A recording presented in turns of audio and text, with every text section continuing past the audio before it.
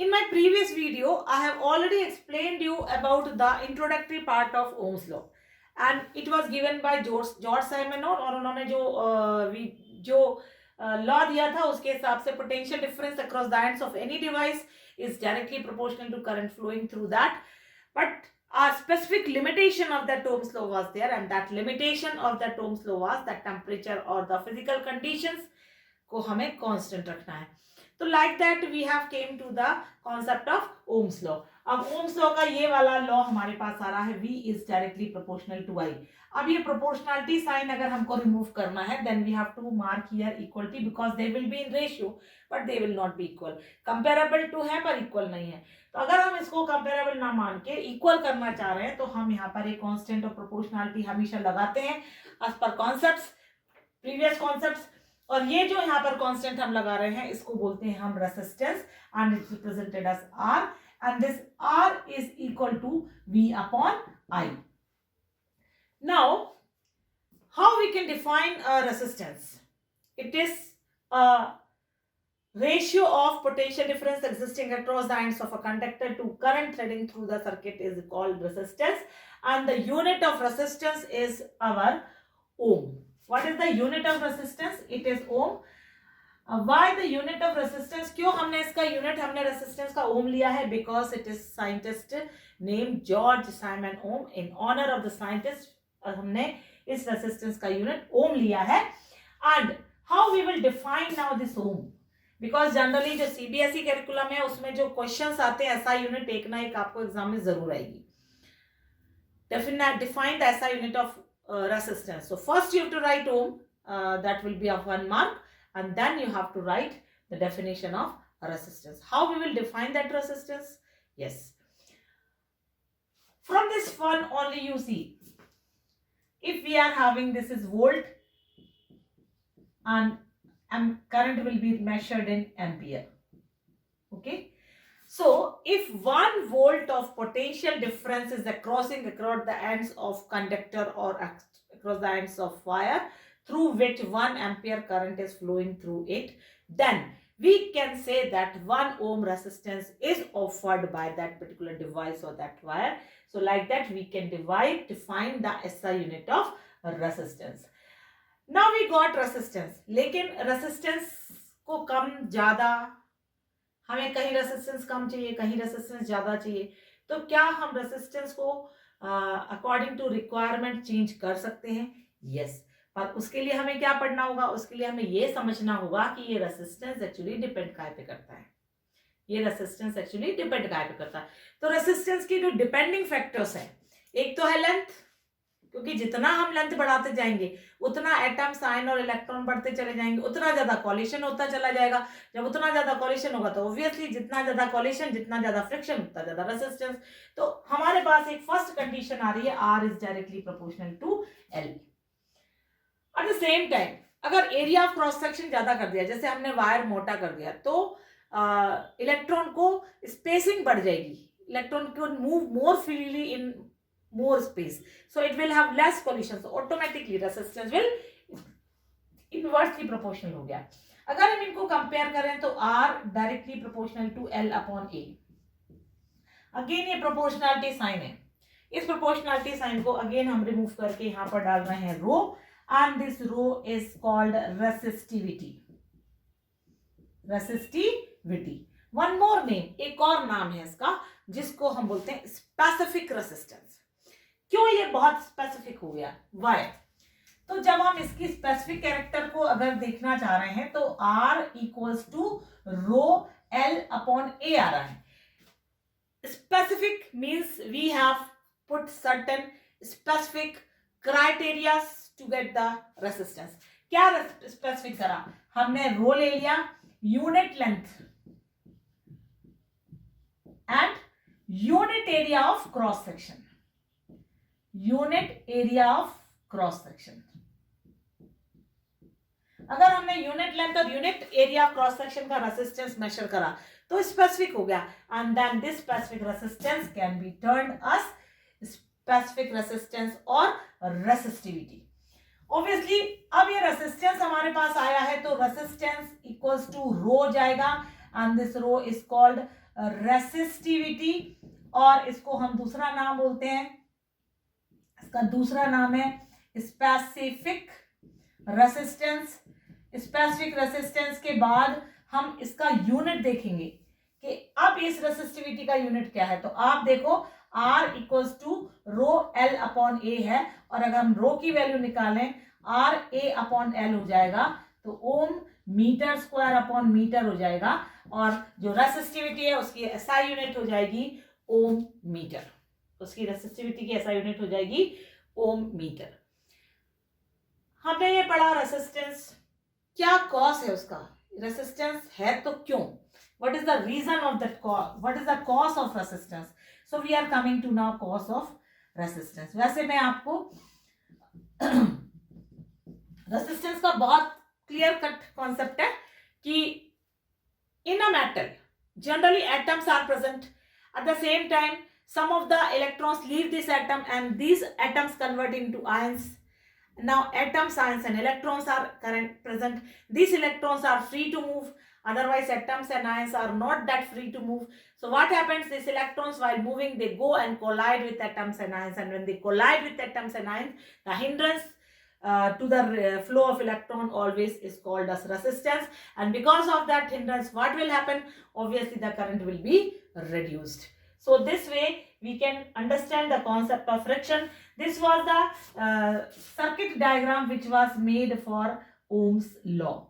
So here we have adjusted cells, 2 volt, again 2 volt, 2 volt, 2 volt, and so each 2 volt cell we have, each cell of 2 volt we have adjusted, and now this ammeter, it is connected in series, voltmeter it is connected in parallel, and this is the resistance which we have taken across the ends of that resistance, we have connected voltmeter in parallel. Now what we will do, we will increase the voltage, suppose first 2 volt, then again 4 volt, then again 6 volt, then again 8 volt, like that we will go on increasing the resistance, and this resistance value can be we can get from the voltmeter, and at the same time we will get the current which will be shown in ammeter, and with the help of these two readings, voltage and current reading, we are going to plot a graph, and when we are going to plot a graph, you can imagine we are going to get a straight line, and this straight line represents the linear dependence of voltage to current, and that already we have done, V is directly proportional to I, मतलब जैसे आप भी बढ़ाओगे उसी comparable उसी amount से current भी increase होता चला जाएगा। And from this graph also we can calculate the value, we can consider any triangle on this, and this slope of this triangle actually give us the this slope of the triangle actually give us the value of resistance R equals to V upon I, और reciprocal का उल्टा होता है, reciprocal of resistance it is called conductance, reciprocal का उल्टा होता है conductance, and इसका यूनिट होता है मो, जैसे रेसिस्टेंस का ओम है तो इसका क्या हो जाएगा, मो हो जाएगा। तो ये आपका पार्ट था रेसिस्टेंस से रिलेट होके आ रहा था, मैंने आपको आज का जो वीडियो कंटिन्यू किया है उसमें मैंने कॉज ऑफ रेसिस्टेंस बताया, रेसिस्टेंस, ओम्स लॉ का basic circuit diagram, Ohm's law का आपको मैंने ग्राफ समझा दिया है, लीनियर डिपेंडेंस शो कर रहा है, देन रेसिस्टिविटी मैंने आपको बताई है, unit of resistivity, unit of resistance भी आपको क्लियर हो गया होगा। नाउ हम इसमें आगे बढ़ते हैं, तो हमारे पास आ रहा है, अब हमने ये रेसिस्टेंस बना लिया, एंड इस रेसिस्टेंस को हमने फैक्टर्स भी देख लिए कौन कौन से हैं, किस किस पे डिपेंड कर रहा है, कैसे रेसिस्टेंस की लेंथ बढ़ा के एरिया कम करके हम रेसिस्टेंस की वैल्यू को कम ज्यादा कर सकते हैं, all that we have studied now, where this resistance has to be adjusted and how this resistance have to be adjusted। तो उसके लिए हमारे पास है grouping of resistances, grouping of resistances, और जब हम grouping of resistance पर आ रहे हैं तो हमारे पास जनरली बेसिक तो दो तरह की ग्रुपिंग होती है, एक सीरीज कॉम्बिनेशन है और एक पैरेलल कॉम्बिनेशन है, एक सीरीज कॉम्बिनेशन है और दूसरा इसमें आ रहा है पैरेलल कॉम्बिनेशन। तो सीरीज और पैरेलल कॉम्बिनेशन अगर हम पढ़ रहे हैं तो इसमें क्या डिफरेंस है, तो सीरीज कॉम्बिनेशन में जो रेसिस्टेंसेस होते हैं they are joined one after another, they are joined one after another with a source connected in series, okay, and with a key here. So this is the series combination. This is R1, this is R2, this is R3, and this is potential difference V1, this is key, and I current is threading through the circuit. अब I current इसमें flow हो रहा है, तो Q charge सारे part से निकल के आ रहा है, और अगर Q निकल के आ रहा है तो Q जो चार्ज है उसको कोई दूसरा रास्ता नहीं है निकलने के लिए, उसको एक ही पाथ फॉलो करना पड़ेगा, इसलिए through out the circuit current की वैल्यू हमेशा सेम रहती है। तो करंट की value through out the circuit same है, और हमने V पोटेंशियल इसको दिया था, तो हमारा जो रेसिस्टेंस R1 है उस पर हो जाएगा V1, जो R2 है उस पर हो जाएगा V2, और जो R3 है उस पर हो जाएगा V3। तो इस तरीके से हमारे पास V1, V2, V3, R1, R2, R3 पर potential difference across the ions exist करने लगेगा। हमने I करंट इसमें दिया था, क्योंकि जनरली ऐसा होता है, जो फॉर्मूला हमारा है B इक्वल्स टू IR। अब जब हम देख रहे हैं इस पूरे सर्किट में सीरीज में करंट विल रिमेन सेम। क्यों करंट? क्योंकि चार्ज के पास एक ही रास्ता है, only one track to move, so current will remain constant. अगर करंट कांस्टेंट होता है तो B directly proportional to R हो जाएगा। That means B1 with R1, B2 with R2, V3 plus R3। बट ये भी आपको ध्यान रखना है कि इसमें जो B हमने सप्लाई किया है वो जाएगा B1 plus V2 plus B3। Conservation principle follow होगा, एंड IR तो हमारा मेन था, और ये हो जाएगा B1 की जगह हम लिख सकते हैं IR1, IR2 प्लस IR3, और इसके हिसाब से R की वैल्यू हमारे पास आ रही R1 plus R2 plus R3। ये जो हमारा ग्रुपिंग का फॉर्मूला बना, इसको बोलते हैं law of combination of resistances in series. तो law of combination of resistance in series में जब हम चल रहे हैं तो हमारे पास जो लॉ होगा वो क्या हो जाएगा? The net effective resistance of resistors connected in series is sum of individual resistances, is sum of individual, सारे रेसिस्टेंस का इंडिविजुअल सम। अब आप देखो ये सारे रेसिस्टेंस डायरेक्टली ऐड हो रहे हैं, तो नेट इफेक्टिव रेसिस्टेंस हमेशा इस सर्किट का ऐड होता है, और इसकी वैल्यू मैक्सिमम भी होती है। सबसे ज्यादा रेसिस्टेंस सीरीज में हमको मिलता है। तो अब हमें कहाँ रेसिस्टेंस बढ़ाना है, तो हम अकॉर्डिंग टू रिक्वायरमेंट इस लॉ को फॉलो करके रेसिस्टेंस की एडजस्टमेंट कर सकते हैं। At the same time we are coming to parallel, और जब हम पैरेलल में जोड़ रहे हैं तो पैरेलल में ये रेसिस्टेंस कॉमन टर्मिनल्स पे कनेक्टेड होते हैं, कॉमन एंड पॉइंट है, कॉमन एंड पॉइंट पे कनेक्टेड है, और यहाँ पर हमने एक सोर्स कनेक्ट कर दिया है, एक की कनेक्ट कर दी है, ये हमारा रेसिस्टेंस है पैरेलल। मतलब सारे रेसिस्टेंस एक कॉमन पॉइंट पर कनेक्टेड है। अब जब सारे रेसिस्टेंस का कॉमन पॉइंट सेम है तो ऑब्वियसली चीज है कि यहाँ पर पोटेंशियल कॉमन हो जाएगा तीनों पर, क्योंकि तीनों के एंड्स तो कॉमन है ना, तो potential difference across the end of resistor है, तो सबके रेसिस्टर्स कॉमन है, तो एंड पोटेंशियल डिफरेंस सब पर V हो जाएगा। यहाँ पर हमने I करंट फ्लो किया था, V वोल्टेज था, लेकिन यहाँ पर क्या हो रहा है, ये करंट को बहुत सारे रास्ते इलेक्ट्रॉन्स को मिल रहे हैं, तो according to the position, according to the capacity of resistance, current will be subdivided I1, I2 and I3 में। I1, I2 और I3 में करंट सब डिवाइड हो जाएगा, और जब ये करंट सब डिवाइड हो जाएगा इसका I1, I2, I3, R1, R2, R3। Now फिर हम यहाँ पर आगे V इक्वल्स टू IR था, अब यहाँ पर I equals to B upon R हो जाएगा, क्योंकि V कांस्टेंट है तो हमारे पास हो जाएगा I upon R equals to I upon R1 plus V upon R1